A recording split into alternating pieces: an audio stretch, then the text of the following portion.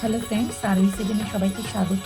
আজ রথযাত্রার পুণ্যলগ্নে জগন্নাথ দেবের অভিষেক ক্রিয়া সম্পন্ন করে হাত জোর করে প্রণাম করে নিতে হবে। তারপর পুষ্পে দুর্বা তুলসী ফুল নিয়ে এতৎ পদ্মং শ্রী বলভদ্র সুভদ্রাভ্যাং জগন্নাথায় তে নমঃ বলে পাদপ্রক্ষালন করতে হবে। তারপর তুলসীপত্র এবং গন্ধপুষ্প দ্বারা পূজার্চনা করতে হবে। নীলাচল নিবাসায় নিত্যায় পরমাত্মনে বলভদ্র সুভদ্রাভ্যাং জগন্নাথায় তে নমঃ বলে প্রণামমন্ত্র জপ করতে হবে এবং আরতি দ্বারা পূজা সমাপন করতে হবে। তো বন্ধুরা, আমার এই পুরো পুজো তোমাদের কেমন লাগলো তা অবশ্যই জানাবে এবং আমার চ্যানেলটিকে সাবস্ক্রাইব করতে ভুলবে না। দেখা হবে আবার অন্য ব্লগে। আজ এই পর্যন্তই। টাটা।